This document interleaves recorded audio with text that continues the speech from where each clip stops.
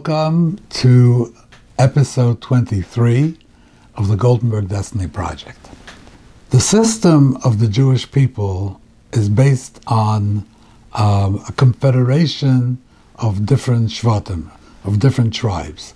When Yaakov Avinu gave the brachas, at the end of his life, he gave brachas to his sons. He didn't give them one general bracha to all of them. He gave specific brachas to each of them, which defined their roles in the tapestry of the Jewish people, and he gave them blessings that they should be successful in fulfilling their roles. So really, the Jewish people is a confederation of different tribes who complement each other. Each one has its own talents, its own skills, its own abilities, and they all work together. Some of them are scholars, some are warriors, some are merchants, some are sailors. They have different type of skills and different type of talents, and they all work together to make one integrated, powerful nation. That's the way the Jewish people were designed. Not just everybody has to do everything. No. Different tribes have to focus on different aspects of what the overall society will need. Now, the tribes, the shvatim, were throughout the period of the bondage in Egypt. Throughout that period, they were united. They were all together. They were all one, because they shared the same interests and they shared the same experience. And therefore, they were all united. There was no divergence of interest and experience while they were in Egypt. When they came out of Egypt and they're going towards Mount Sinai, they still maintained that unity, and that unity was critical, because how could you have a covenant, one covenant between the one God and one people, if the one people are not one, if they're disunited. So therefore it was critical that the people should be united when they came to Mount Sinai, and then they could form that covenant with God. And the Torah points this out. Vayichan Yisrael neged Ahar, the Jewish people encamped facing the mountain, and the Vayichan is singular. The plural would be vayachanu. And over here it says vayachan, which is unusual, which is to point out to you, Rashi says, it was keish echad b'leiv echad, like one person with one heart. They were all together. Now the reason why this is pointed out over here is because this is a prerequisite for receiving the Torah. So therefore, they had to be one to be able to make a covenant with the Rebbeinu Shalom. That was it. Through their experience in the Midbar, the 40 years of their experience in the Midbar, they also generally were united. They were sharing the same interests, the same experience. They were united. The only place where we find dissension was with Korach, when he revolted against Moshe and Aaron. But that was internal to the Shevet of Levi. There was a power struggle for who would control the tribe of Levi, but there was no dissension among the tribes, one against the other. We don't find anything of that sort during that period when they were there. But then they thought that they came at the end of that period, they approached Canaan to have, to conquer Canaan. So they came from the south. They could not go through the land of Edom, so they had to go to the east.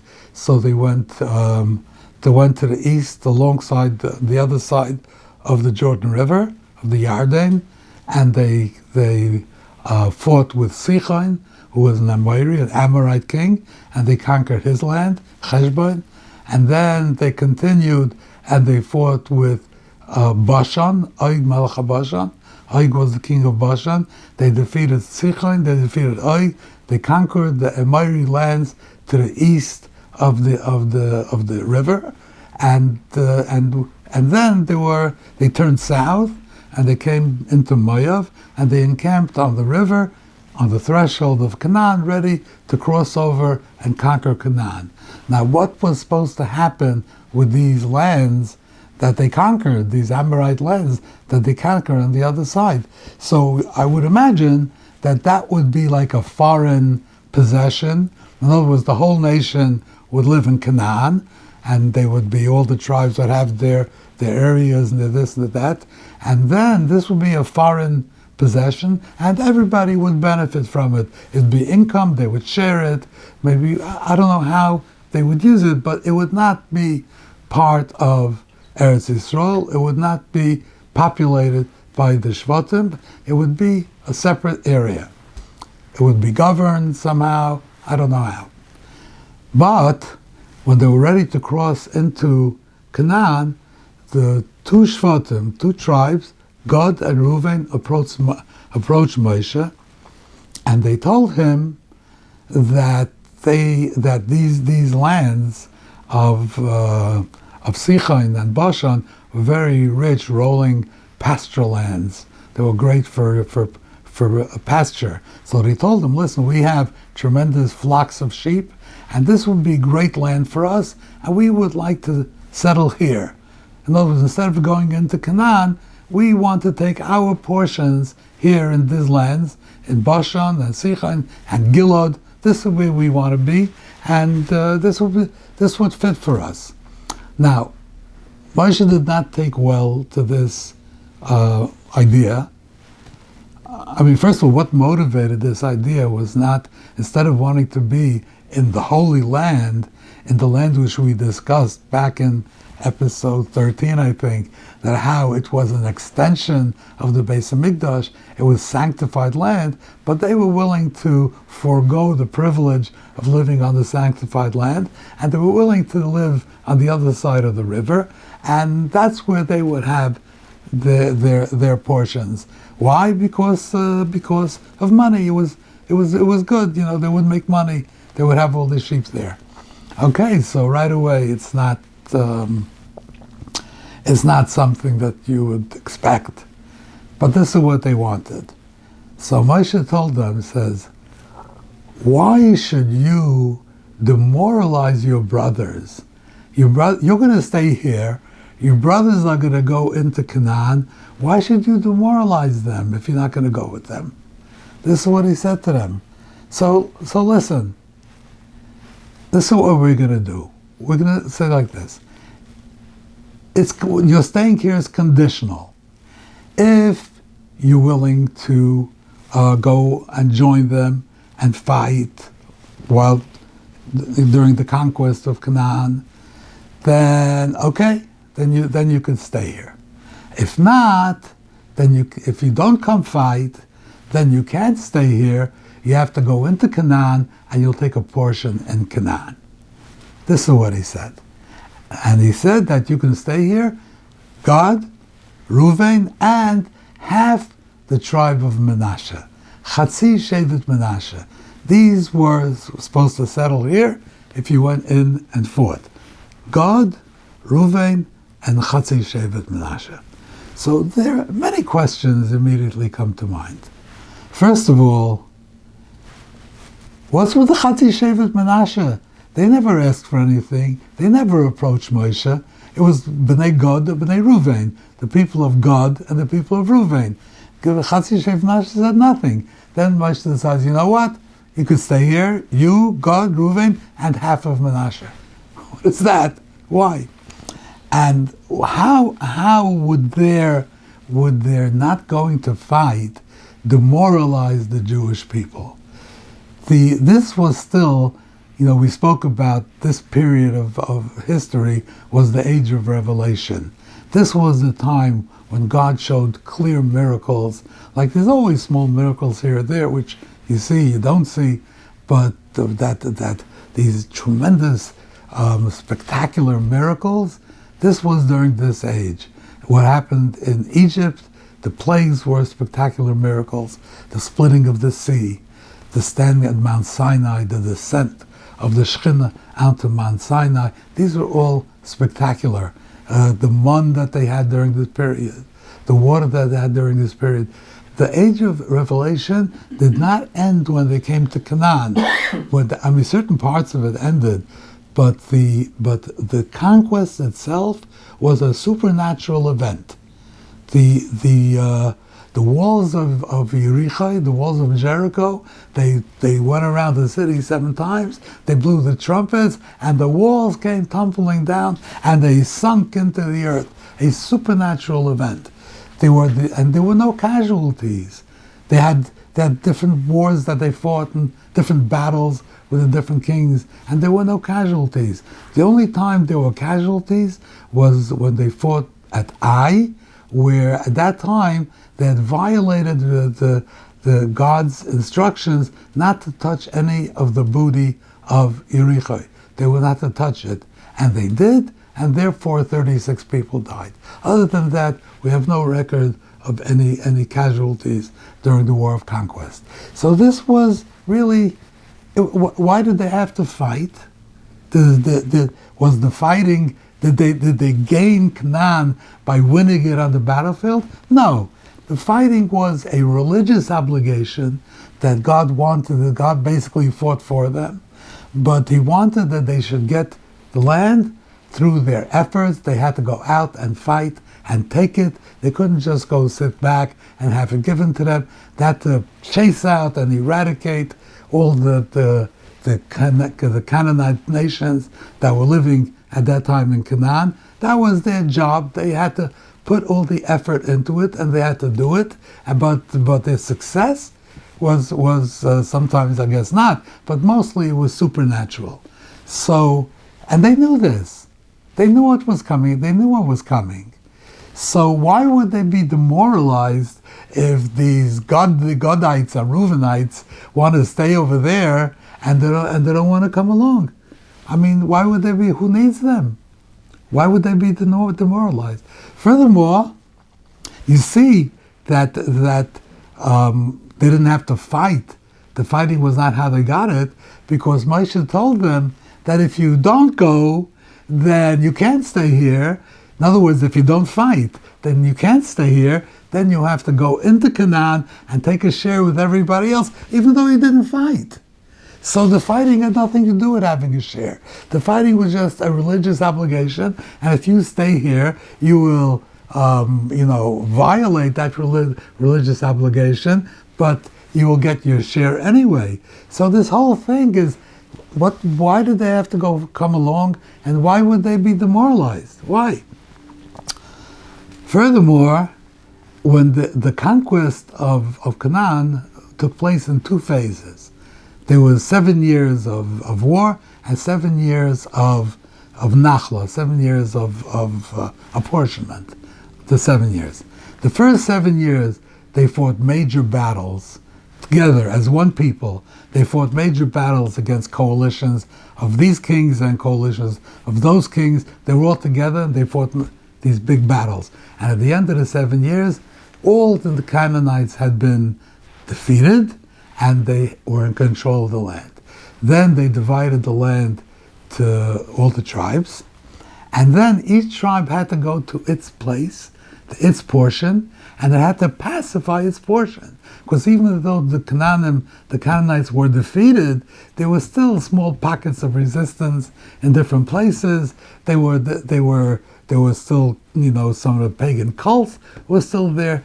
They had to eradicate the remnants of the Canaanites in each tribe, in its own area, in its own lands, had to eradicate and pacify and purify their lands. Now, the second stage was not done everybody together. Each tribe went to its own lands. Nevertheless, the people of Gad and Reuven were there. They came and they fought not only through the first stage, 7 years of conquest, but also through the second stage when everybody was taking care of their own lands. They were there helping them until the very end. After 14 years, Yeshua told them, okay, you fulfilled the conditions, now you could go back. Why were they there during the second part? During the first part, when everybody's fighting together and there are a couple of tribes over there, for some odd reason, they would be demoralized. When everybody's back on their own lands, taking care of their own business, and nobody's helping each other, everybody's doing their own lands. Why do you need the Gad and the Reuven people to be there to help you? So what was going on? What did Moshe want? And what was the purpose of all of this? So it's pretty clear that Moshe saw in this demand of request of Gad and Reuven, he saw the first crack in the unity of the people. They were no longer, they were divergent interests. They were no longer one cohesive, complementary confederation of tribes, all of them with one purpose, one goal, one experience, one interest. No, listen. You could go live in the Holy Land. We're going to live here, and we want to make money, and this is better priced money. This is a crack. This is a divergence. This was dangerous because once it starts to crack, then you have one crack, and that makes more cracks, and then everything falls apart. We could not have these cracks. So what do you do? What do you do? So he came up with a double plan. One plan was to take Menashe, Shevet Menashe, and put them half in Israel proper, half on Ever HaYarden. Ever HaYarden means Transjordan, the other side of the river, half over there and half over there, one long thing, and there one long strip, and that would act as a suture, as a band-aid to hold the two together. And also, let me show this to you on the map. The Jewish people came up from Egypt. They came from the south. They couldn't enter through Edom because Edom would not allow it. So they went around to the east. They went up, and they conquered Heshbon and Bashan. This whole area here was the Amorite lands of Sichon and of Og. Now, what Moshe decided was that God and Reuven would take care, and this is Menashe. So he added, he didn't give all of this to Gad and Reuven, he only gave them these parts. The other part went to Menashe, so half of Menashe would be here, and half of Menashe would be here, and that would hold together the entire confederation. That was his idea. The other idea that Moshe had was that they should go and fight. They should cross into Canaan with the other Shvatim, with the other tribes. They should be together. They should be together from the beginning until the end. They should forge bonds, camaraderie on the battlefield. They would all be together. They would form a close relationship with the other Shvatim, and that close relationship would sort of heal and close the fissure that had arisen between them and the rest. They would all feel as one. They all fought together. They would be war buddies. They all went and they were together and they fought. And that would make them feel a spirit of unity, and they would all be together. That was his idea. So two things. Give Menashe to them, even though Menashe never asked for it, but Menashe, you have the job of going to live there together with Gad and Reuven and hold this unity, hold the national unity together. And second, you should go fight. And of course, even after the first part is finished, fight until the very end. Until the very end, when everybody is settled and everybody is done. Until then, you will be there helping everybody, fighting with them, and that will forge this very powerful bond, and that will hold us together. That was his idea. Now,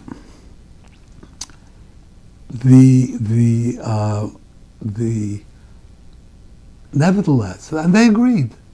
They said, okay, they understood. They understood what was happening.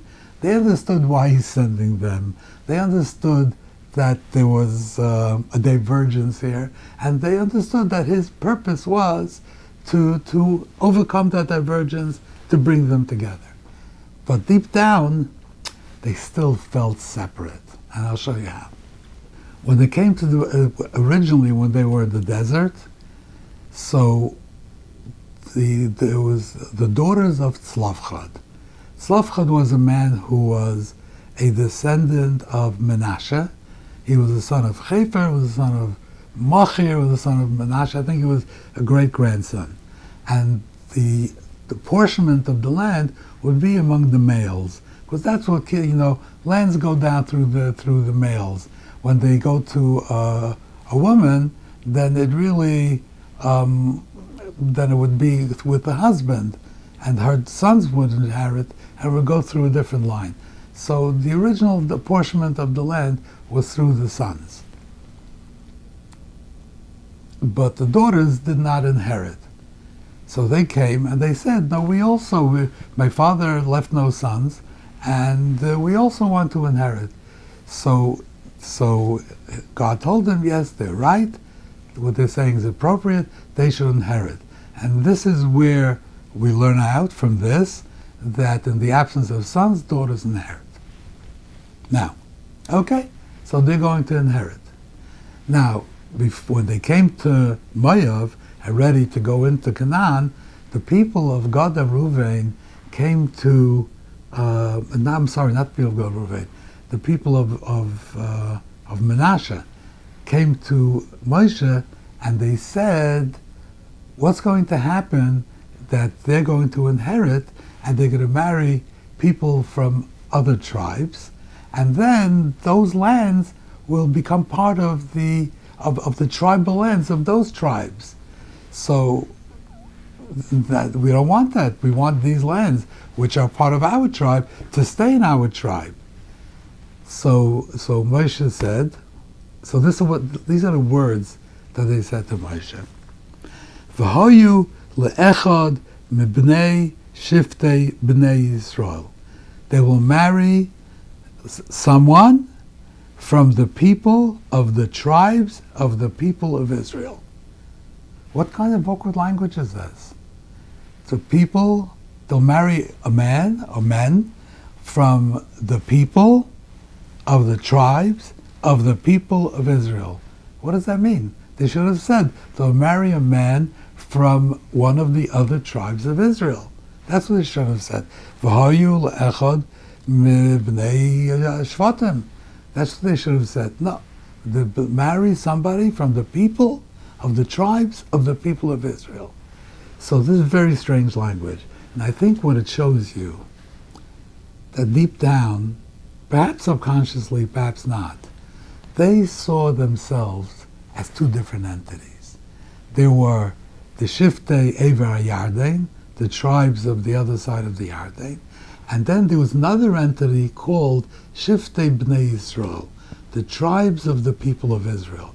Those were the ones living in Israel proper. Two entities, Shiftei Ever Yarden and Shiftei Bnei Yisrael. Now these two entities were affiliated and associated. They shared a history, they shared a religion, they shared the culture, they shared a language, but they were really separate entities. Shiftei Ever Yarden and Shiftei Bnei Yisrael.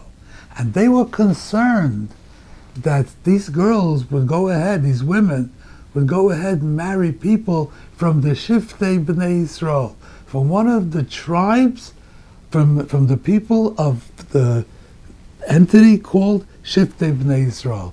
They would not have had such a problem if they would marry somebody from Gad or somebody from Reuven, because at least it would be part of the Shiftei Ever Yarden. What really disturbed them was if they would marry somebody from the Shiftei Bnei Yisrael.